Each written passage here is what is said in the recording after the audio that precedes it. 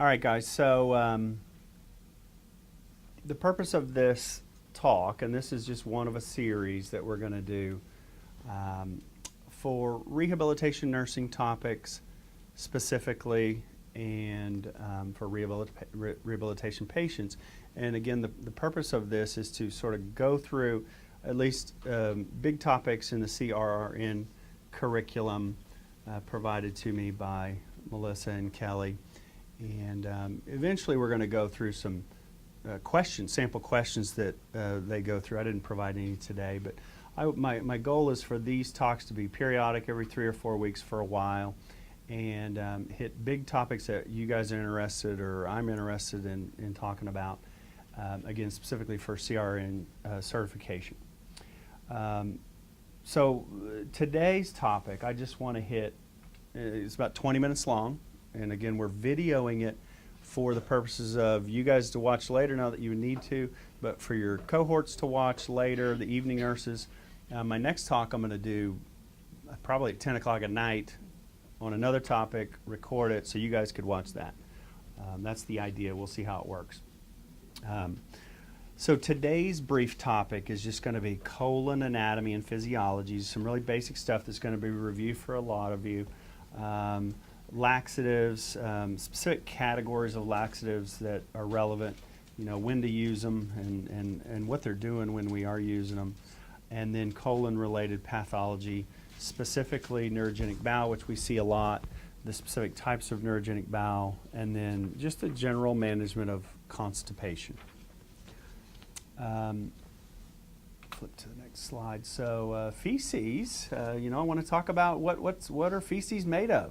I came across an article on Facebook, nonetheless, but it was from a good reference, and I was interested to learn that the solid portion of the solid particles in fecal material, you know, a lot of it's water, but is really dead bacteria.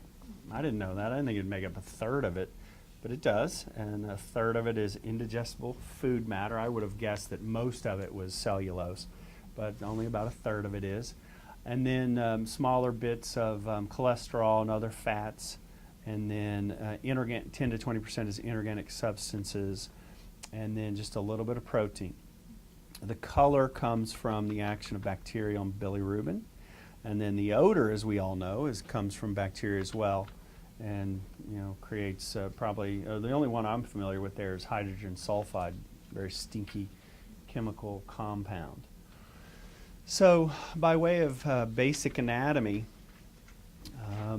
you know, we're all familiar with this, but I want to review it just so we're all using the same terminology. The small intestine terminates in the ileum and enters the ascending colon near the appendix and cecum. And then, so this is on the right-hand side of our body. And then it traverses along the top of our abdomen, the transverse colon, goes down the descending colon, ends up into what we call the sigmoid or S-shaped colon to the rectum and anus. You know, I want to talk briefly about what is the colon's job, and I'm always talking to patients. Some of you may have heard me talk about this.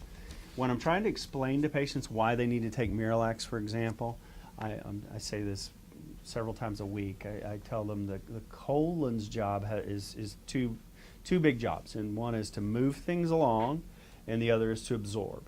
And the problem and the reason for Miralax in many cases is that if we're not moving things along, we're still absorbing, and so we're going to get hard stool. And then it's not going to move along at all because we're going to get really hard stool. So the colon, even though many times in our patients with, you know, medical pathology, we're not able to move along the food or waste material very well, it's still a very effective absorber of fluid. So it's about 1 meter long. The two primary motility actions of the colon are peristalsis and hostrations, or haustral movements. Peristalsis, as we all know, is usually in the direction of the rectum, and it's a propulsive movement to move things along, and this is the type of movement that is typically impaired by you know, some kind of disease or pathology, inactivity, or certainly by many medications. We'll get into that in a minute. And then haustral movements are mixing movements. And those are just local contractions of the smooth muscle wall, the colon, and small intestine. But in this case, the colon, and mixing the food around, and trying to get at all those remaining nutrients and absorb the fluid and mix it up and put it into a nice form for evacuation. The nervous system of the entire bowel is called the enteric nervous system, or the myenteric nervous system. It's a very complex system. Many anatomists have stated that there are actually more neurons in the myenteric nervous system than there are in the brain, so it just goes towards its complexity. The two general categories of the enteric nervous system are intrinsic and extrinsic. The intrinsic is made up of two specialized plexuses called the Auerbach's plexus that results in movements that we described above, and then the Meissner's plexus that causes secretions and local blood flow to occur. And it's the intrinsic nature of this myenteric nervous system that allows the spinal cord injured patients to continue to have somewhat normal bowel movements despite the cutting off of nerve input otherwise from the injury. And then the extrinsic portion of the myenteric plexus is also important. It's both the made up of both the sympathetic and parasympathetic. That's what SANS means and PANS means. The parasympathetic portion of this extrinsic nervous system is made up of the vagus nerve and sacral nerve. And this comes from the parasympathetic nerves from the sacral portion of the spinal cord, but it innervates the distal colon. So what is normal physiology or normal bowel function of a patient? This would be a typical patient like you guys, or a person like you guys without significant pathology. Well, transit time, to many people's surprise, can be as much as 5 days. So the apple that you have today for lunch, there's still residual bits of that apple for 5 days. You may not have bowel activity that results in that apple for 5 days.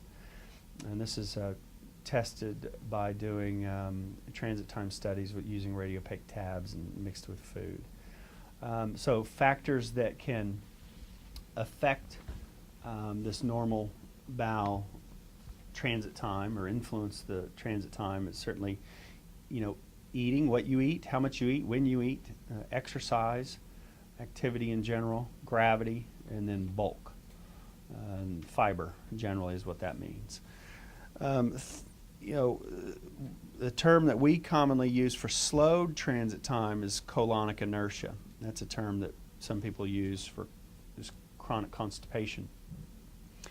And factors that can affect slowing of transit times, certainly chemical in nature, drugs that we use a lot, and we'll go through those in a minute. And then the neurogenic bowel that we're going to go into more detail in a bit.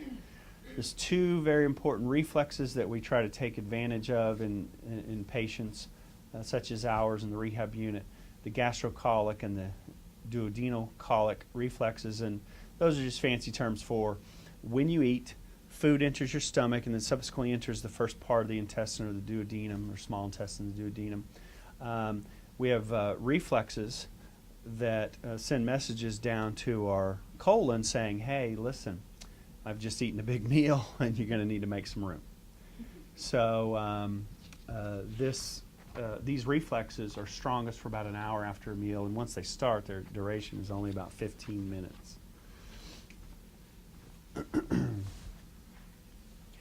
So regarding physiology and chemical or drug factors that can affect the transit time or just overall function of the colon, a big broad category of drugs that we use a lot here are anticholinergic drugs.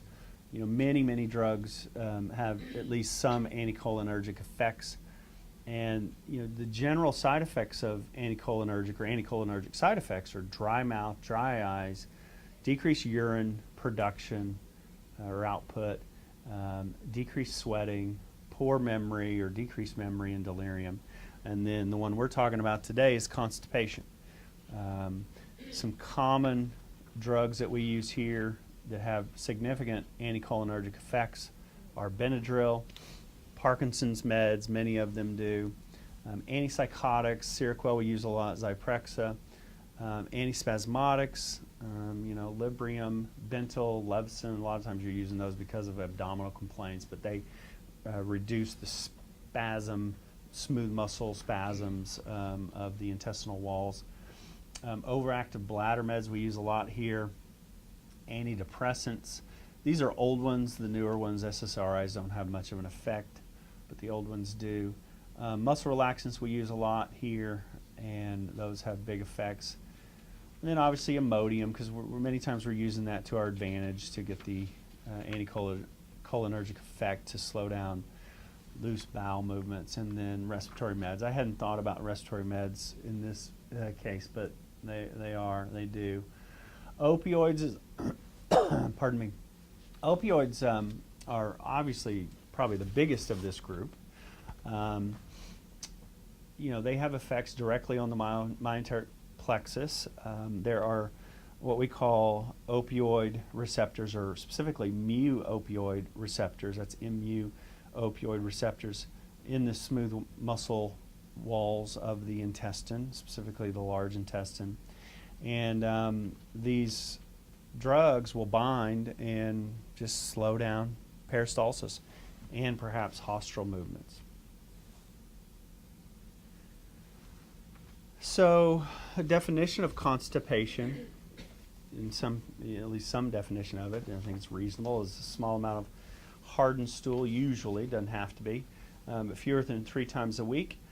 Or I really prefer just a significant change in bowel habits from prior, and certainly accompanied by straining to result in a bowel movement or a feeling bloated or full, and just not feeling good about it. And that, everybody would be different, but those are certainly some subjective complaints that need to be there. And then the definition of chronic constipation would be greater than 3 months. So how would a good rehab nurse assess and treat this, or a physiatrist? And we would want to talk about the history of bowel movements. What's their typical before they were injured, or before they came in the hospital, before they started taking this medicine.